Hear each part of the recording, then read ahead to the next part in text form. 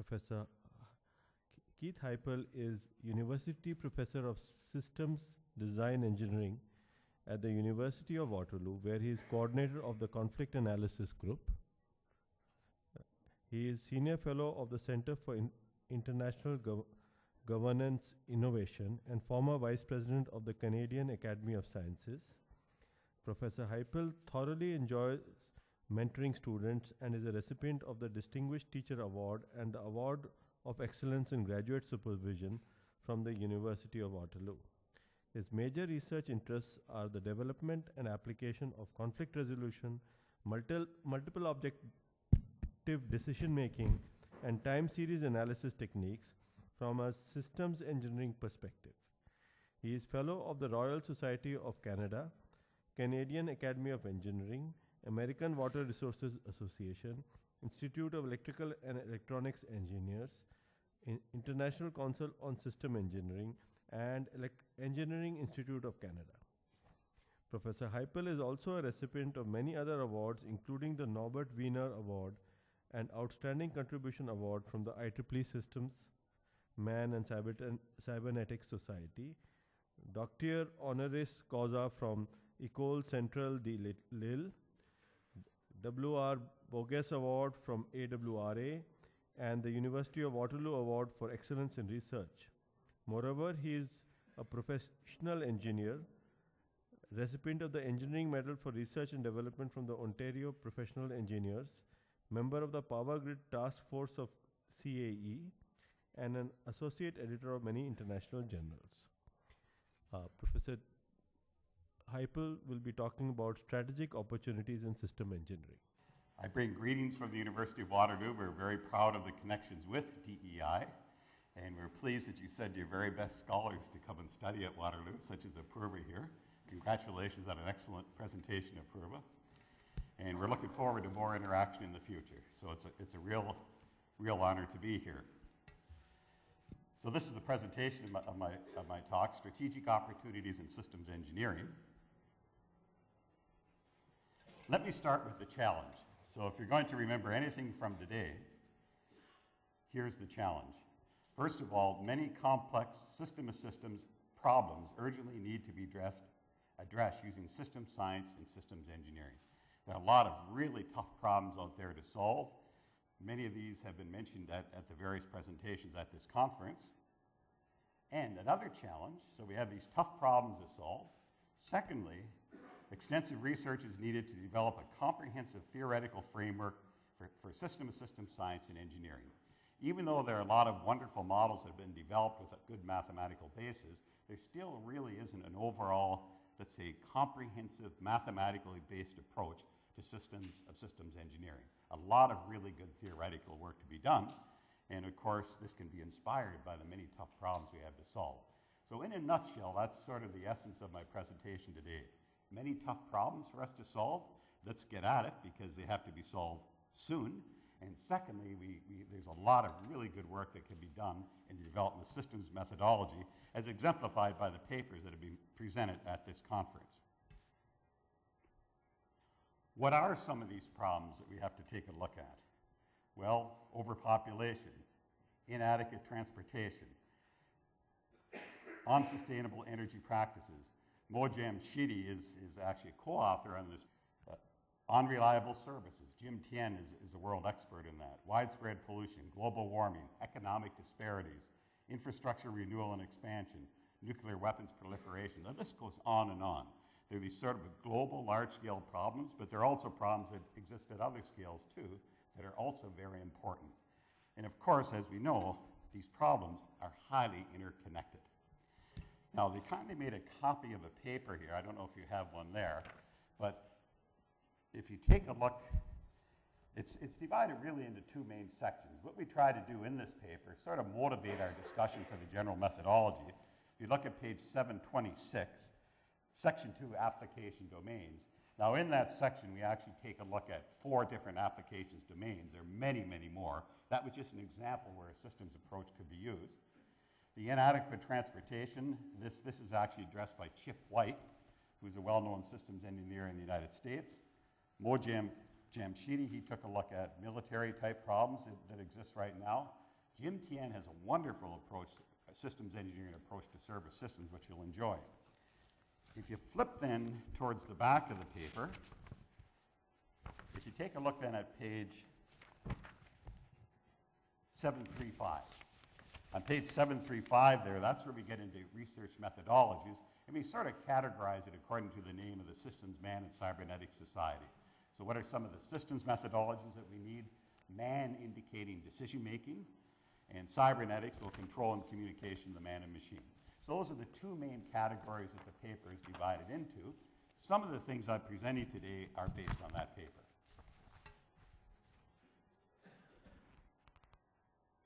So we have these tough problems. We need better methodologies for tackling them. Let me mention sort of an overview of what can we actually do in terms of governance. And here's what we think. First of all, in terms of a philosophical basis, these problems are so tough and interconnected. I think a good overall philosophy is a system of systems perspective of looking at these problems. They're highly interconnected. Global warming affects agriculture, which affects industry, which affects poverty, and it's the dog chasing its tail. Everything is highly interconnected. So we do need that system of systems approach, and integrative means we do have to look at those connections. Another thing is adaptive. We have to be adaptive because we're not completely sure what's going to happen next. We have what are called emergent properties, as you know. Surprises jump out of the box. For example, the ozone hole was not expected over Antarctica many years ago, and luckily some scientists discovered that hole. There are lots of problems because of our overcrowded systems on this planet that are going to jump out, and we're going to have to be adaptive so we can respond to these in more or less a proactive way. Participatory reflects the value systems of the different stakeholders. I think the days where we put together these systems that it really only represents one group really are over, because I think people are getting smarter. They realize that we have to be fair. Also, people have very good ideas. So the World Trade Organization rules, for example, it's clearly unidimensional. Profit maximization for the big corporations. Absolutely zero in there about social values, zero in there about environmental problems. That's the way the system was designed. So we're going to have to design it to reflect the stakeholders who are involved with these systems. And finally, we want to achieve desirable systems goals such as resiliency, sustainability, and fairness. That's the advantage of having sort of a systems philosophy. These nice values are almost intrinsically reflected in these systems. Do we want to have a society that's based on some economic ideas, such as what happens with the market, and we try to worship the market as if it's a value to follow? I think we want to take a look at this from a systems point of view and make it such that it reflects these very important values for society. So in a summary, that's sort of the responsible governance that we're thinking of overall to tackle a lot of these global problems.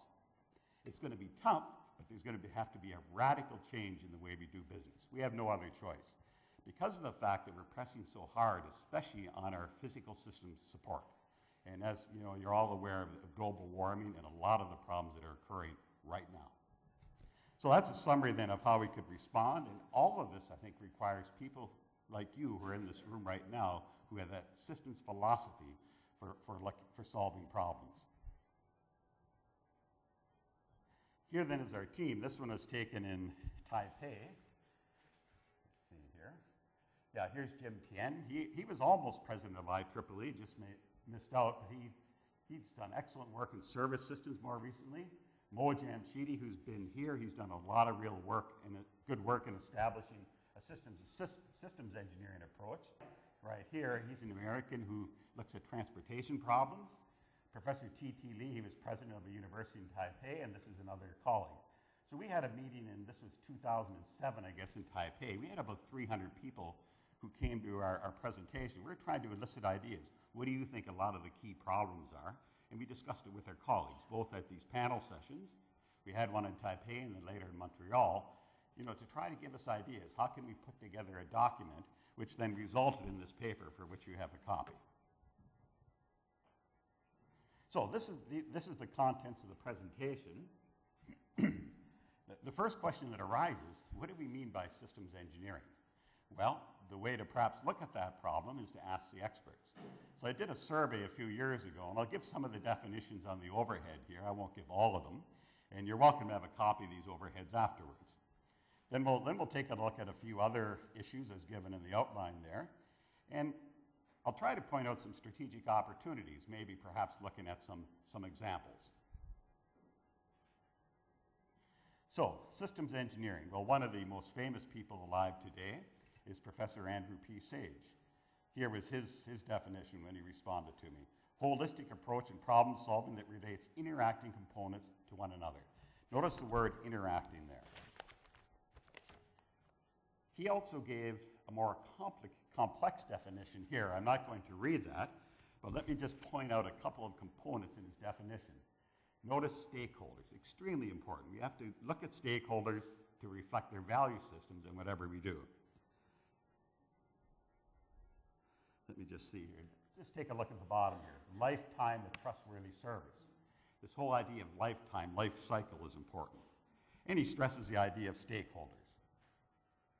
Let's take a look at Jakob Haynes. He's now at the University of Virginia. By the way, if you're working in risk analysis, he's written an outstanding book in this area. He looks at risk analysis from a multiple objective decision-making point of view. A very, very, very excellent book. Let's just take a look at some of the things that he mentions here. Well, he mentions the idea of holism in his definition. Notice he has the word decision-making. That's what engineering is all about. Design is creative problem-solving or informed decision-making. So very important. Here's Pierre Bourne from France. Notice he mentions a global approach. Here's Terry Bahill from the University of Arizona, who's written a number of very nice books on systems engineering. Notice the word interdisciplinary approach. Life cycle here. Sometimes you think of these definitions in terms of, let's say, commercial types or industrial applications, but also they look at the general picture of our global systems. Jim Tien, notice here, life cycle, multidiscipline, cybernetics perspective. I think I'm going to flip ahead here. So I go through another 5 or 6 slides from sort of the experts. I had the luxury of course, seeing all these and then putting together a general definition. So here's a definition that I put together. An integrative and multidisciplinary approach to creative problem which takes into account stakeholders' value systems and satisfies important societal, environmental, economic, and other criteria in order to enhance the decision-making process when designing, implementing, operating, and maintaining a system of systems to meet societal needs in a fair, ethical, and sustainable manner throughout the system's life cycle. So sort of brought a lot of those ideas together.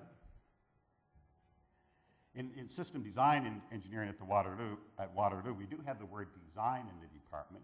The reason for that, once again, is that's the heart of engineering, creative problem solving, informed decision making. So systems engineering, if you take a look at what it does, here are some of the things that it does. The other definitions were really sort of the old elephant problem, people looking at the elephant from different directions, but notice those definitions had a lot in common. Well, systems engineering, here, let me just mention a few. We recognize that we require both quantitative and qualitative methods, both of which might be totally defined mathematical. Here we tend to use discrete math, set theory and logic. Strategic and tactical levels of decision making, integration. We must look at the entire system, holistic, unstructured and complex problems, single and multiple decision makers. By the way, there's a very excellent book that Andy Sage and Bill Roos edited. It's called The Handbook of Systems Engineering and Management. They just came out with their second edition in 2009. I highly recommend this book if you'd sort of like an overview of a lot of different parts of systems engineering. And also the one by Mo Jamshidi that he edited on System of Systems, which came out, I believe, also in 2009. So we have a lot of different definitions. Okay, it ranges from being quite general to more specific, philosophical to task-driven. In many ways, these definitions are complementary, and as I mentioned, it's looking at the elephant from different perspectives.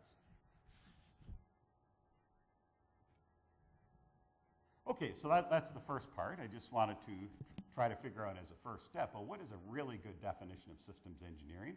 We sort of tried to put something together there. I think people do have different perspectives the way to design it, but there's certainly this whole approach of looking at problems from a holistic point of view. So let me just mention a little bit about complexity and adaptability of. Well, you may recall that there were quite a few books that came out in papers on large-scale systems, and there's been a lot of work done more recently in complex adaptive systems. So let me just mention a few of these. I'll just mention the titles. Andrew Sage, for example, in 1977, he had a good book on large-scale systems. Blauberg in 1977. Mo Jamshidi also had a very good book on large-scale systems. Yakov Hames, Hierarchical Holographic Modeling, 1981. Ziegler, 1984. There are other books, by the way. This is just a sampling. Here we have Gordon, A.D. Hall, Metasystems Methodology. Warfield, who unfortunately died about 2 years ago, Social Systems, Planning and Complexity. Andrew P. Sage, he had a book on systems engineering in 1992. And you could go down the list. There are a lot of other books available. I know in your System Society here in India, you produced a lot of excellent papers and books. More recently, there's the book Systems Engineering Principles, 2001. So you can see then we went from sort of large-scale systems, and then if you notice in the titles, it's starting to say more and more systems engineering or systems of systems engineering. So luckily, we are creating a very good literature, and once again, I know in India here you're doing a lot of good work. As I took a look at your journal there, of course, that I've seen previously, and keep up the good work. Complex adaptive systems, there's some good work that has been done there. We have different kinds of agents competing and cooperating with one another. The agents can be intelligent, can adapt, can learn, behave according to their value systems. That's a nice thing about these approaches. They recognize that up front. They're different value systems. So decision-making involving agents may be distributed over space and time and within and among different types of systems.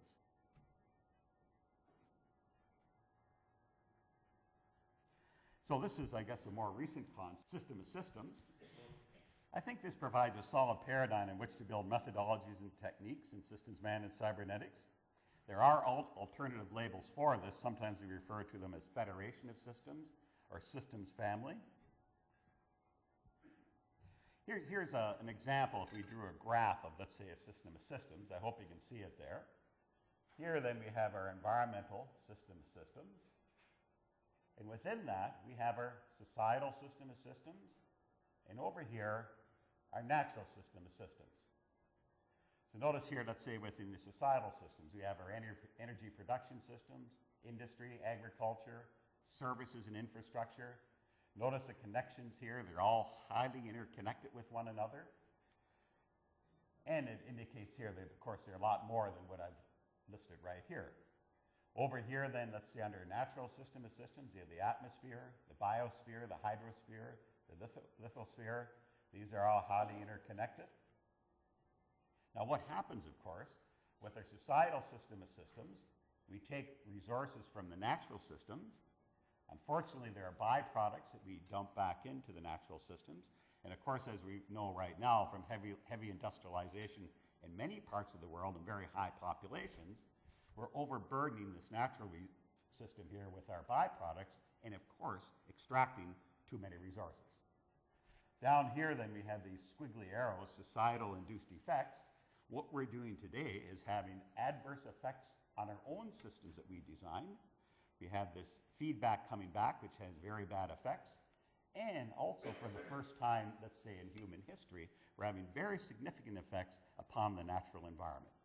So we really have to start thinking more and more as the natural environment being a key player in all of this. We have to take into account, let's say, the values of the natural environment. So that's just an example of a simple diagram of a system of systems. Of course, if you have this overall perspective, you can put the problem into perspective much more readily, and you can explain and discuss it with others as you try to come up with solutions of various problems. I think I'll skip this next slide here. So what are some of the characteristics of system of systems? Operational independence of each individual systems, managerial independence, often geographical distribution of individual systems. It's often large. This whole idea of emergent behavior. We're not sure what could jump out of the box next, so we have to be ready. Since we're tampering with the system in so many different ways, what will be the emergent behaviors, evolutionary development, self-organization, adaptation. There are a number of papers that are referenced here and also given in that paper of people who gave these underlying definitions. And of course, the most recent single volume on this is the book edited by Mo Jamshidi. So once again, let me just put this slide up that I showed earlier on. To have responsible governance, I think we do have to look at the system-to-system perspective. We can no longer think in silos. We have to be integrated because they're interconnected. We have to be able to adapt. We need an adaptive approach to looking at problems. Participatory, we have to consider the value systems of the key stakeholders, including nature. And then, of course, we want to achieve desirable systems goals. Now, if you take a look in that paper that you have there that was passed out, the last sentence in the abstract, let me just mention something about the methods before I go on with the next slide. So what we say there, the methods must be refined and expanded to meet the changing needs of the 21st century, from a system to a systems vision, from a disciplinary to a multidisciplinary outlook, from a mass production to a mass customization focus, from a steady state to a real-time perspective, and from an optimal into an adaptive approach. And what was interesting at this conference here is how does the ideas from quantum theory fit into all this? Well, in many, many different ways. For example, we're going to have a lot of measurement systems to check what's happening, let's say in the economy, the environment, or elsewhere. There's going to be a lot of data collected. You can imagine that we'll have the need for these quantum computers that are coming out so we can process these decisions, and we may be forced to make decisions in real time because of the fact that we're having such an effect on the systems around us. I was impressed by this whole idea of how can we relate the way we think right back to the physical aspects of our brain, and I really enjoyed the presentation by Professor Hammeroff and others. Is there a way then we can improve our decision-making models by looking at the connections with the way our brain actually thinks? I could see some good improvements there on the types of systems decision models that we develop. And the list can go on and on. There'll be a lot of technology that's developed that we need for our various activities as we live responsibly within these system of systems. So there's been a lot of key system of systems methodologies. I just put a few up here. I think there is a need for an overall encompassing approach, let's say, that goes beyond than just general descriptions to bring everything together. Okay, as mentioned at the bottom of this slide. There are related disciplines to systems engineering, operations research, automatic control, industrial engineering, you can go on and on. Sometimes they think we have an identity crisis because we don't connect up specifically with an application area like some of these others do. We're sort of taking a look at systems problems in general.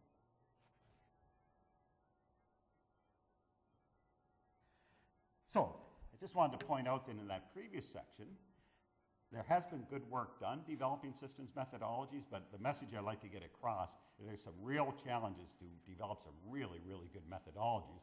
A challenge to the students here at DEI and Waterloo and elsewhere. A lot of really good work to be done that needs young minds.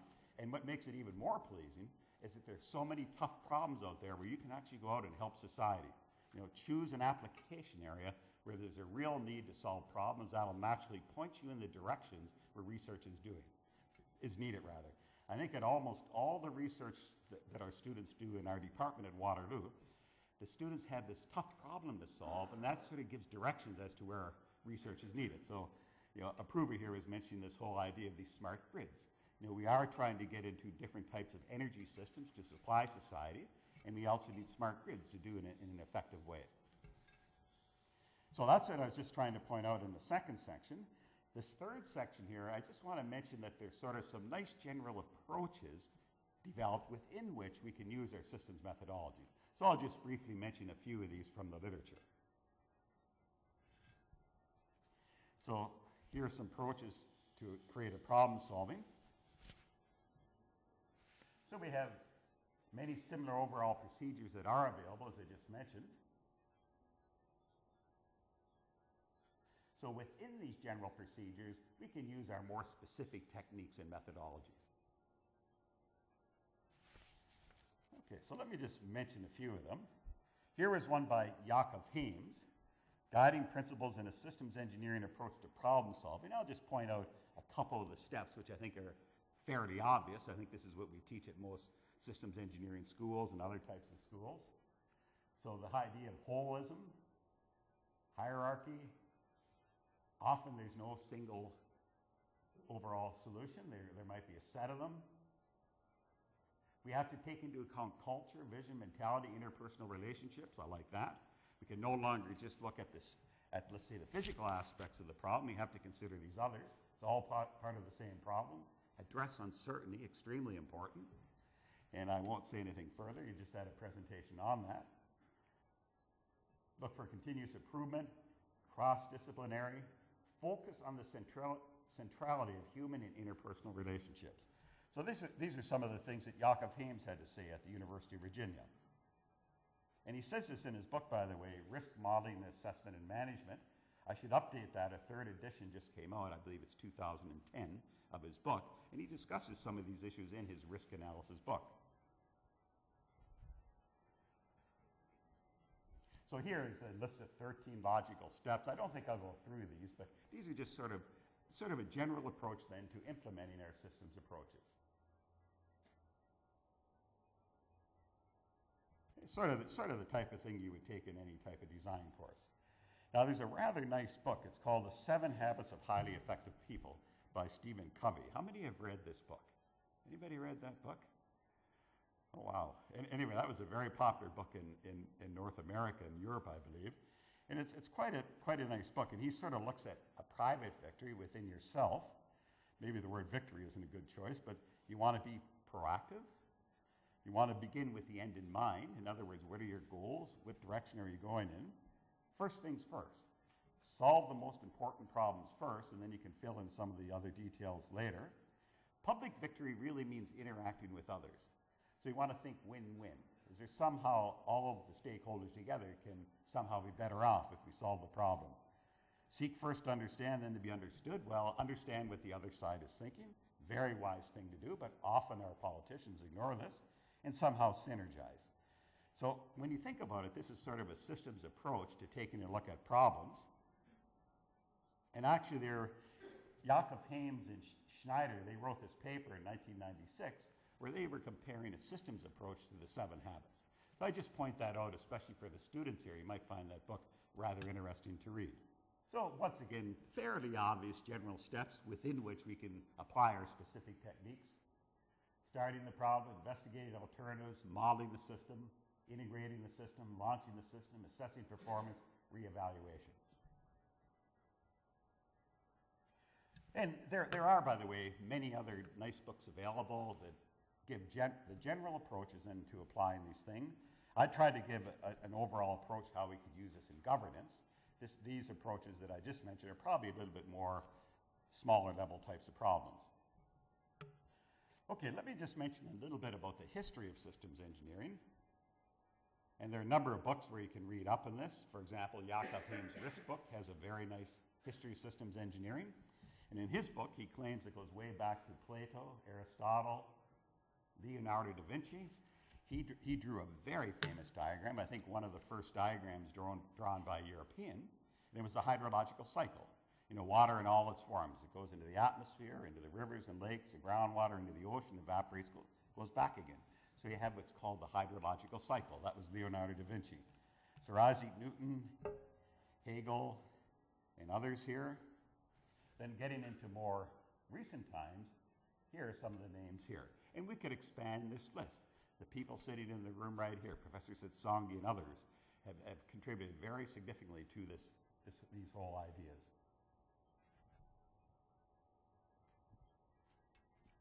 So it does go back a long way. People, I think, for some reason, naturally, I think we think in a systems approach. But what's changed today is more than ever, we really need this in order to properly run a society that's fair and just. Norbert Wiener, one of my favorites, a mathematician, engineer, and social philosopher, he actually coined the word cybernetics. It comes from the Greek word for steersman on a ship. And he wrote this landmark book on cybernetics, which is published at MIT in 1948. In 1961 is the second edition. So cybernetics, as I think everybody in this room knows, is control and communication in humans, nature, and machines. Cybernetic systems are a special case of systems displaying self-regulation, and cybernetics and control theory. I think you can think of both of these as being part of systems engineering. It was part of the development of this field. So today, cybernetics is an interdisciplinary approach to organization, irrespective of a system's material realization. It goes beyond than just looking at physical systems. Risk modeling, assessment, and management. In the classical way, risk is defined as a measure of probability and severity of adverse effects. Hames, I like his approach. Risk assessment and management are a key component of the overall decision-making process and follow a systemic, holistic approach, and he follows a systemic, holistic approach for addressing risk. He just doesn't take a look at it as a probability, an estimate of some bad event happening, and then of course the hazard. He sees this within the overall decision-making picture from a systems perspective. So it's just one of the things that we can consider when we take a systems approach. Some key methodologies used in systems engineering, of course, set theory, logic, graph theory. I'm not speaking about this today, but we've done some development in conflict resolution where a graph theory is the basis of this methodology. And I noticed that a lot of people here were looking at graph theory systems and quantum theory. It's just sort of a natural type of mathematics that's useful in systems. We have to look at multiple participants, multiple objectives, optimization, some new approaches mentioned this morning, uncertainty, and other areas of discrete mathematics.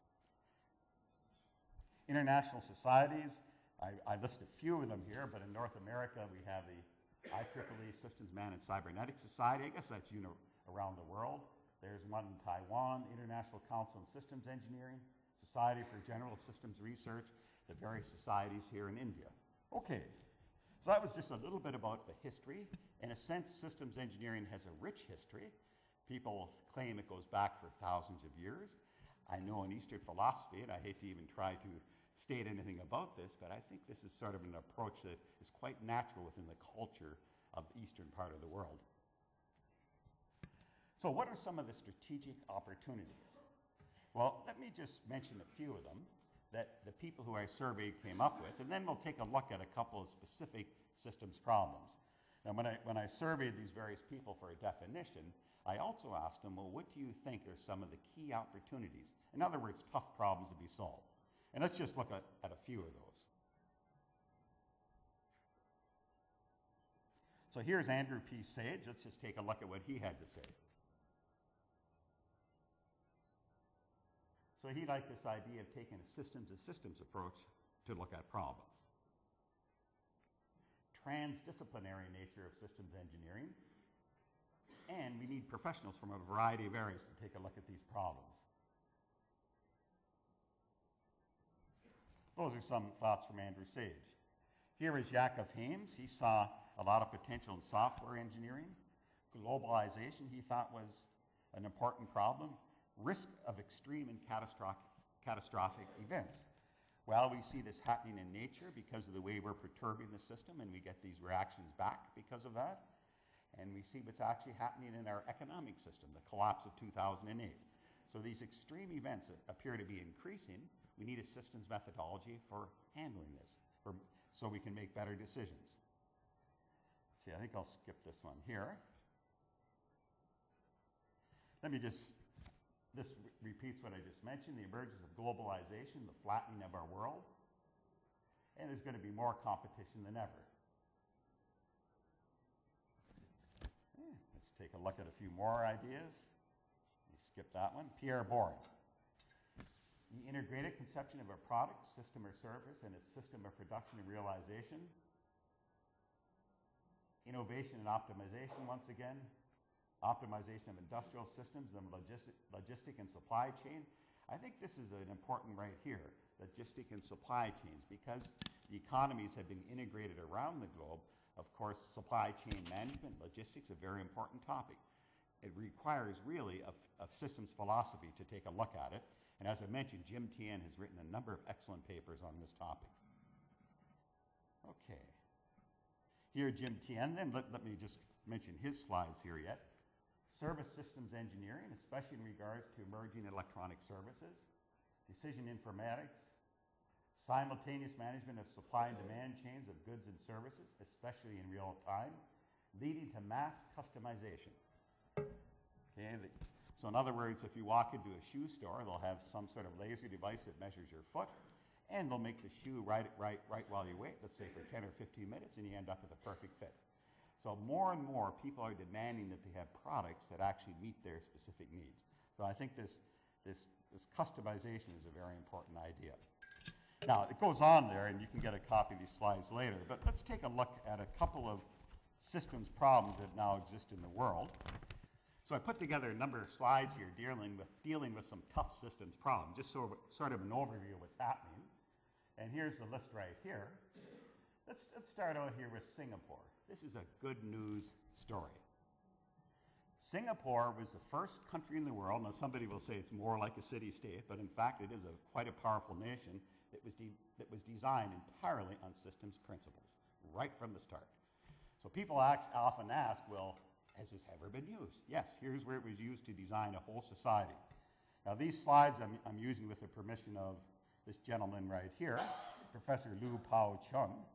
He was a member of the group of people who helped found the nation of Singapore, and he's at the University of Singapore. So this is what he had to say. He gave a keynote address in Singapore at our IEEE Systems Man and Cybernetics meeting. Okay, well, first of all, he sees the big picture. Singapore, by the way, is almost nothing. It's a flat island. I forget how many square kilometers, maybe 300. It has no resources, has very little water because the land area is so small. In other words, the only thing that it had was people who could think. So when the British left, when it became independent about 40 years ago, here was a nation with almost nothing. It was, of course, strategic. It was partially developed as a very good port, but it was basically starting out close to the bottom. So what did they do right from the start? Okay, well, they had different things: economic development, national security. Here we have good government. They're interested in stability. Overall, they want to have confidence in their nation, but it needs these various parts of system of systems.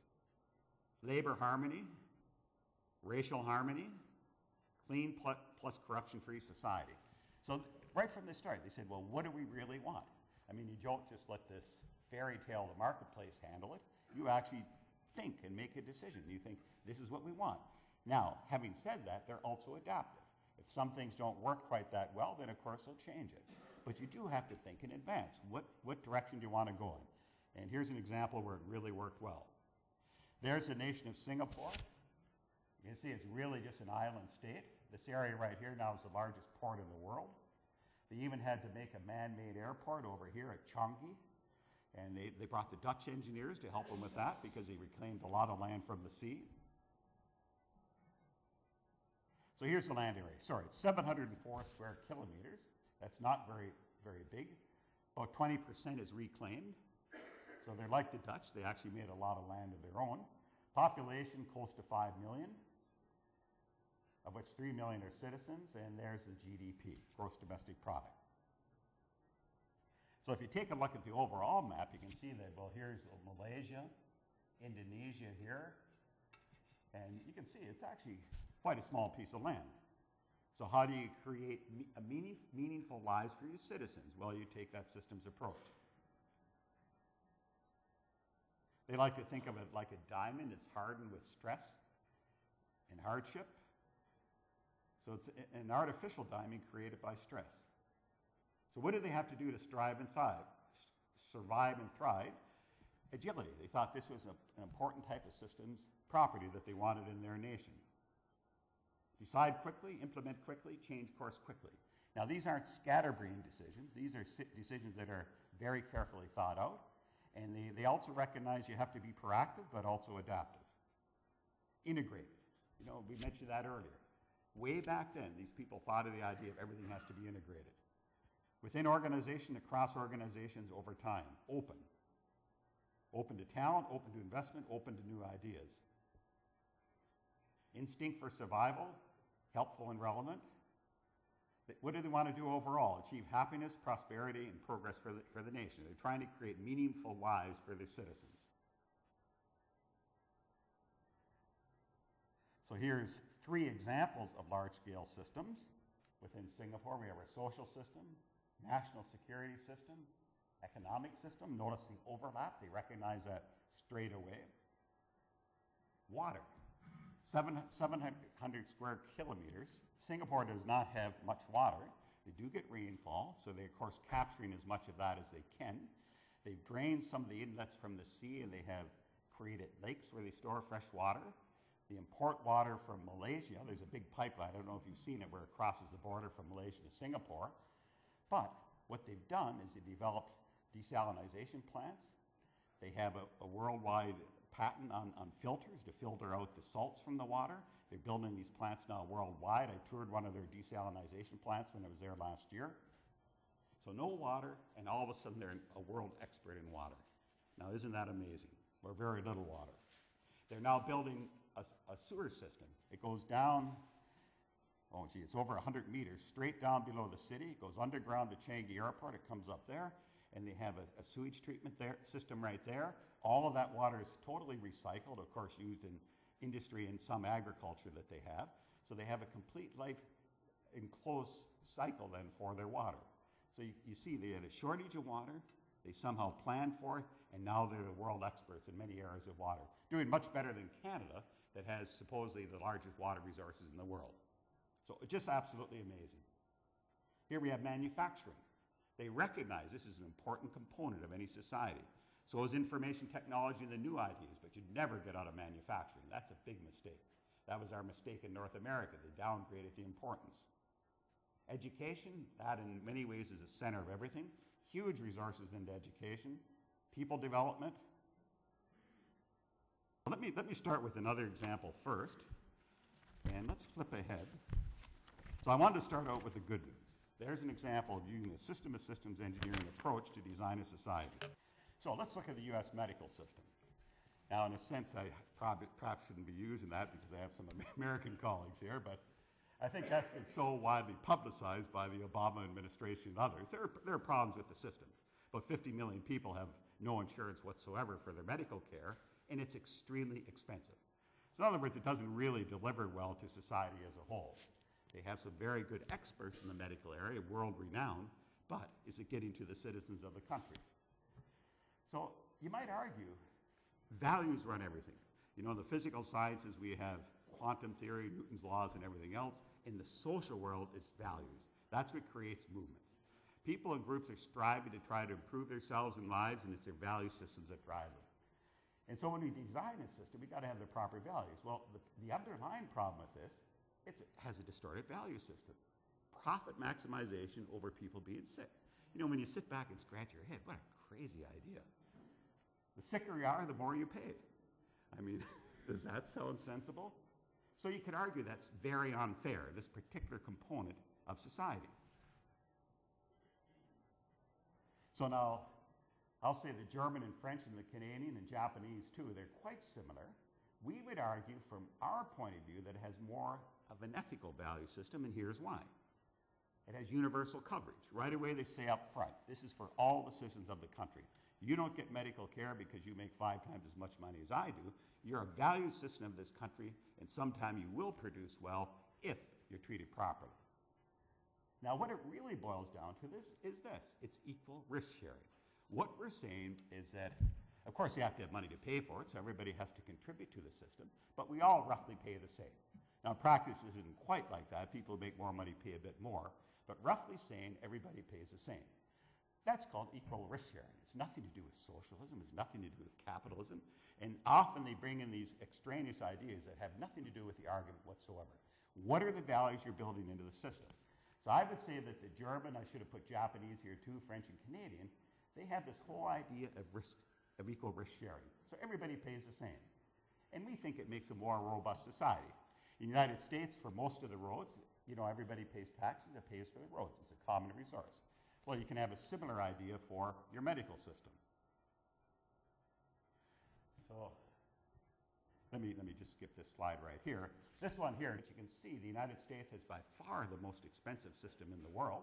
Just take a look at it right here as a percentage of GDP, and yet there's 50 million or so who aren't covered by insurance. So what are the insights here? An equal risk-sharing university coverage medical system can be designed as a public system, It can be designed as a 100% private system or a mixed system. In Canada, it's more of a private system, but what happens is the government collects the money rather than having all these small insurance companies do it. The government collects it, and then the individual physicians get paid directly by the government. And after it was brought into effect, they loved it.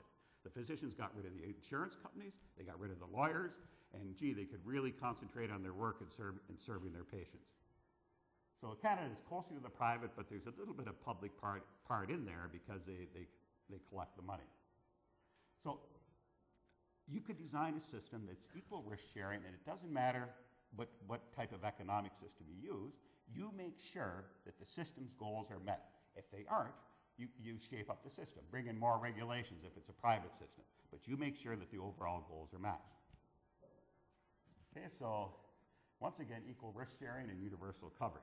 So that's an example where I think if you get the values right, you'll design a better system. So decide upon the underlying values. What do you really want?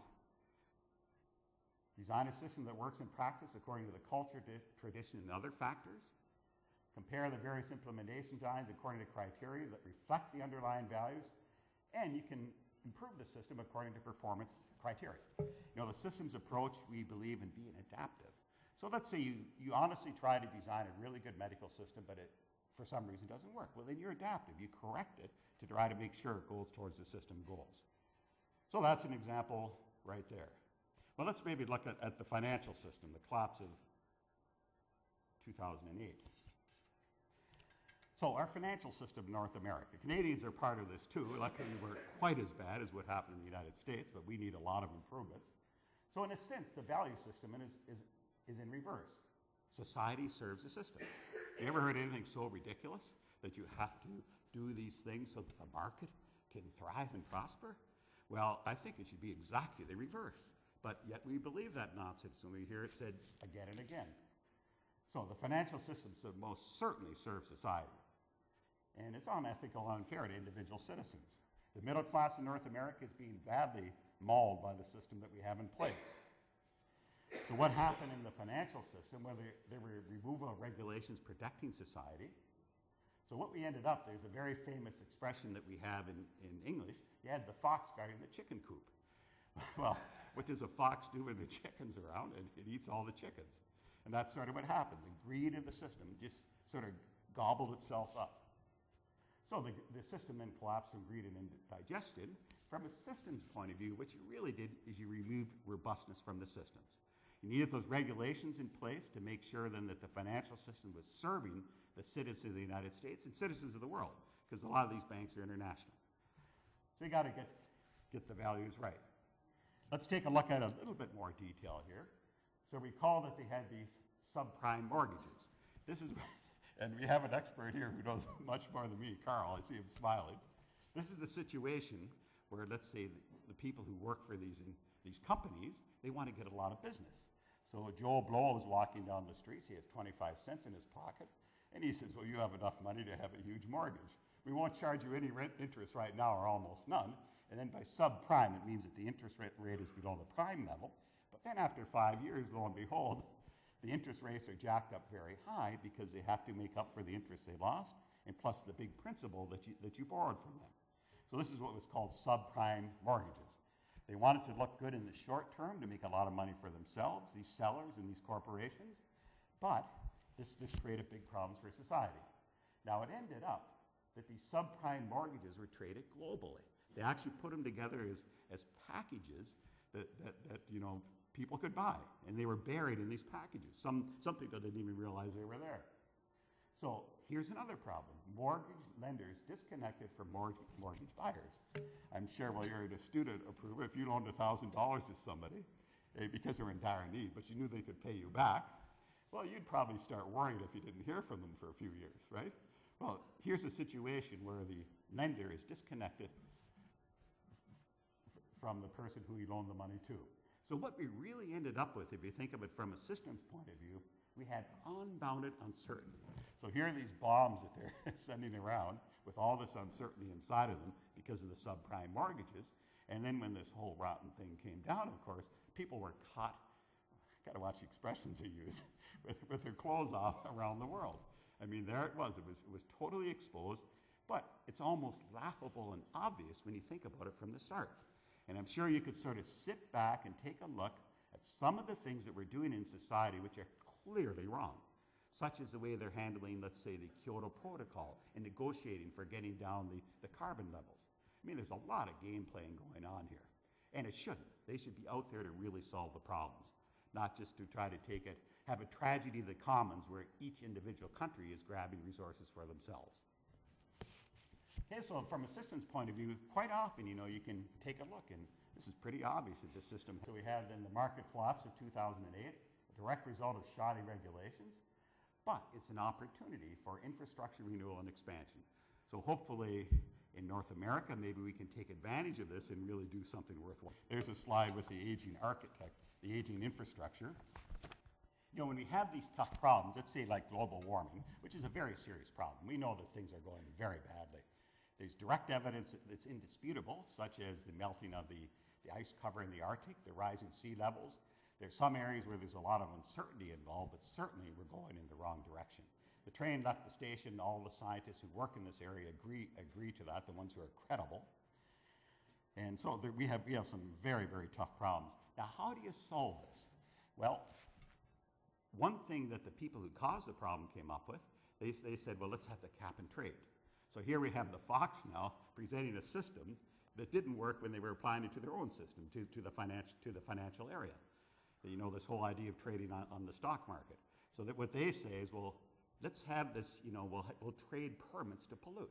I mean, right from the start, it sounds like a bit of a crazy idea that you actually trade things that pollute. So they want to make money off pollution. That's one way to look at it.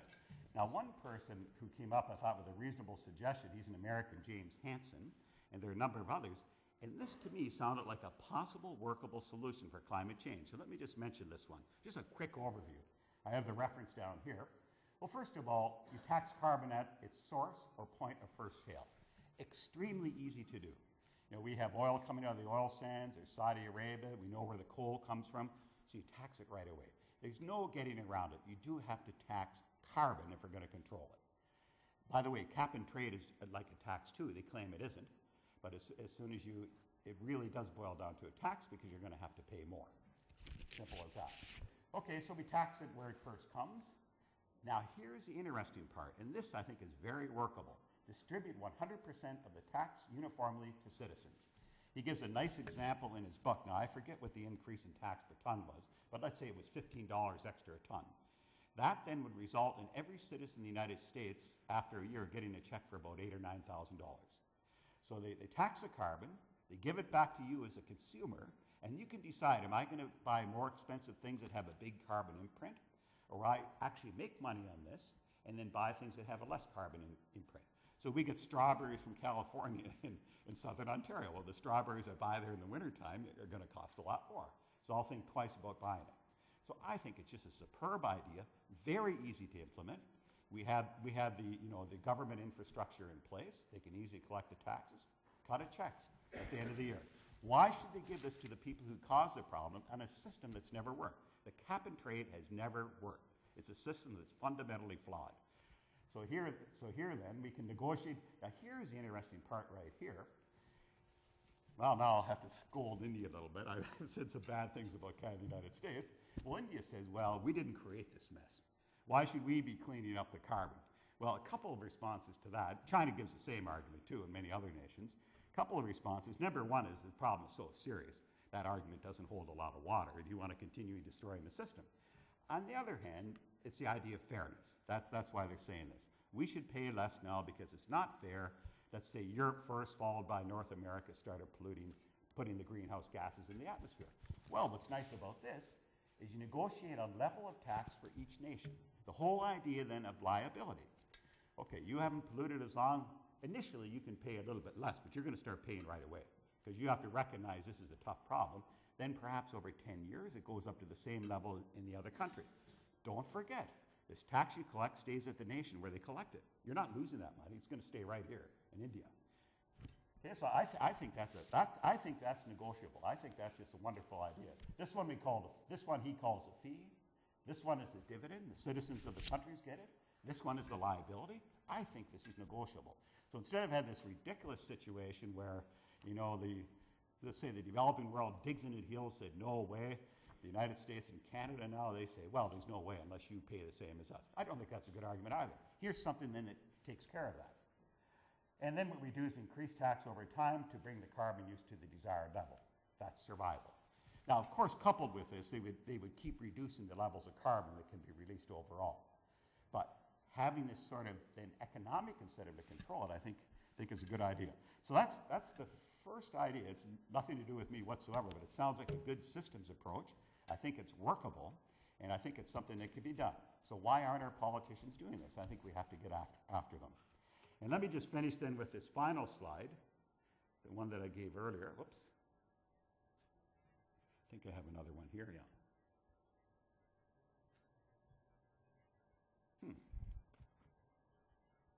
Let me just flip back here. Yeah, this one right here then. So just sort of in summary then to close off, the message I was trying to get across is there are a lot of really tough problems out there that let's say our young people here could solve. Well, us older ones will continue to be interested too, but I think for the young people of the world, there are a lot of really, really good problems to solve. And a number of them were mentioned in the presentations that the students made. Coupled with that, there's a real need for methodology. So if you're looking at, let's say, quantum approaches from a systems approach, which everybody did right here, there's a lot of really good methodology to be developed there. And in general, there's a scarcity of methodology in the systems area. But we do understand the importance philosophically of that systems approach. Now, what I was referring to right here, then this reflects some of the research we've been doing more recently. If we're taking a look at governance as a whole, how can we carry it out so we can actually implement this? And just to repeat this slide, the last one, first of all, a system assistance perspective, I think that's a very, very good philosophy. Integrative, everything is interconnected. Global warming affects agriculture, affects industry, and blah, blah, blah. Then what we're really doing is we're achieving systems goals such as resiliency, sustainability, and fairness. You know, once again, here's sort of where values come in. We're heading towards these values, and they can be nicely encapsulated within this sort of systems approach to problem solving. So I think then I'll stop right there. We have learned considering a system as consisting of subsystems. System consisting of subsystems. Yes. Right? Possibly the very idea of consideration of subsystems making the whole system may not have proved worthwhile.